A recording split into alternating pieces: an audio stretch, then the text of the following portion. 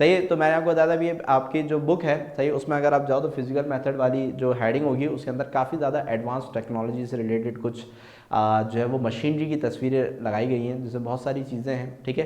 तो इसमें से एक यहाँ पे मैंने एग्जाम्पल के तौर पे ली है सही, जो कि हमारे पास क्या नाम है, एटॉमिक एमिशन स्पेक्ट्रोस्कोपी की जो ये मशीन है सही है, एटॉमिक एमिशन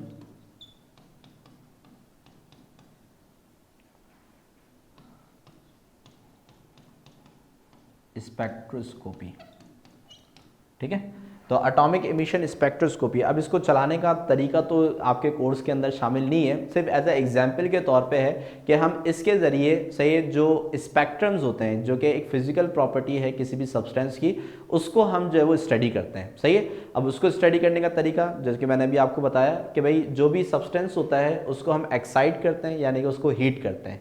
अब हीट करने से जो भी स्पेक्ट्रम्स हमें वहाँ से मिलते हैं सही है, वो स्पेक्ट्रम्स एक लेंस के थ्रू जो है वो पास आउट किए जाते हैं, और वो लेंस जो है सही है वो कहाँ से गुजरता है सही है, हमारे पास वेवलेंथ सेलेक्टर से, ठीक है। और फिर उसके पीछे क्या लगे हुए, तो हमारे पास डिटेक्टर्स लगे हुए होते हैं। अब वो डिटेक्ट करते हैं कि भाई ये जो वेवलेंथ हमारे पास आ रही है, ये वेवलेंथ किस एलिमेंट की हो सकती है। अब अगर ये वेवलेंथ इतनी है तो फिर इसका मतलब है कि इसकी इतनी क्वांटिटी जो है वो इस सब्सटेंस के अंदर मौजूद होगी, ठीक है।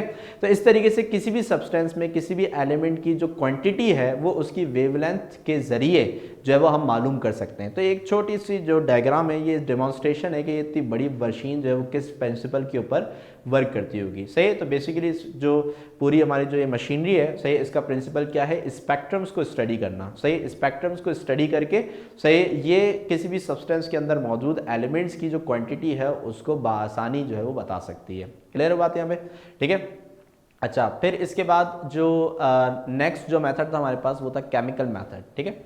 अब केमिकल मेथड जो है इसके अंदर सही, अब ये जो पिक्चर है वही टाइट्रेशन की है, जो कि मैंने अभी आपको बताया भी सही कि केमिकल मेथड में एक हमारे पास क्या होता है भाई, टाइट्रेशन मेथड है, जिसके अंदर हमारे पास ब्यूरेट, यानी कि जो ब्यूरेट है इसके अंदर हमारे पास क्या भरी हुई होती है, बेस।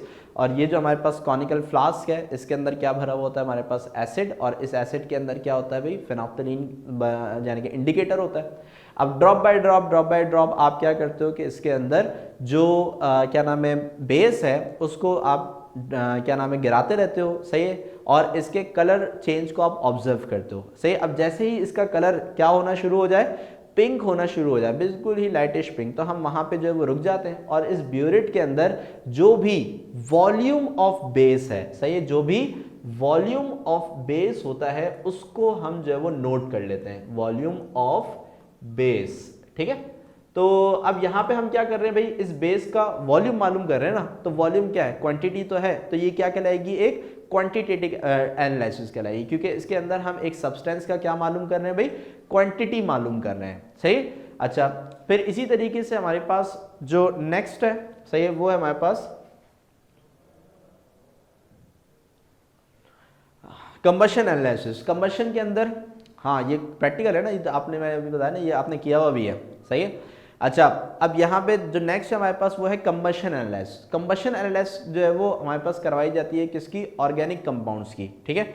अब जैसे कि फॉर सपोज कि भाई आपको यहाँ पे ये कंटेनर नजर आ रहा होगा, सही है, इसके अंदर हमने कोई भी एक जो है वो ऑर्गेनिक कंपाउंड रखा हुआ है। अब organic compound are mostly composed of carbon and hydrogen, सही है, हाइड्रोकार्बन्स कहलाते हैं ना ये। अब इसके अंदर अगर क्या आप करते हो कि भाई इसको अगर आप हीट करते हो, यानी कि इसको गर्म करते हो, सही है, तो इसको हीट करने के ऊपर सही होता क्या है, इसको हीट करने के ऊपर होता यह है कि जैसे ही ये बर्न होगा तो बर्न होने पे यानी कि कंबस्ट होने पे दो चीजें मिलती हैं, सही है। तो कंबशन का जो हमारे पास बाय प्रोडक्ट होता है वो हमेशा दो होता है, नंबर 1 कार्बन डाइऑक्साइड मिलती है, और नंबर 2 हमें क्या मिलता है यहाँ पे, वाटर, सही है। तो अब यहाँ पे हमारे पास जैसे ही यहाँ पे कार्बन डाइऑक्साइड और वाटर वेपर्स यहाँ पे प्रोड्यूस होते हैं, तो यहाँ पे ये दो कंटेनर्स के थ्रू गुजारे जाते हैं, जिसमें से एक जो है ये कहलाता है हमारे पास वाटर एब्जॉर्बर, सही है, और दूसरा जो है ये हमारे पास कहलाता है कार्बन डाइऑक्साइड एब्जॉर्बर, ठीक है। अब जितना भी यहाँ पे हमारे पास वाटर फॉर्म होगा, सही, उस वाटर को हम यहाँ पे जो है वो स्टोर कर लेंगे, सही, यानी कि H2O को हम यहाँ पे स्टोर कर लेंगे। और जितना भी कार्बन डाइऑक्साइड हमारे पास फॉर्म होगी, उस कार्बन डाइऑक्साइड को हम यहाँ पे स्टोर कर लेंगे। सही है। तो अब भाई कार्बन डाइऑक्साइड जितनी भी मिल रही है, सही है, उसको हमने यहाँ पे रख लिया। सही है। और जितना भी वाटर बन रहा है उसको हमने इधर रख लिया। ठीक है।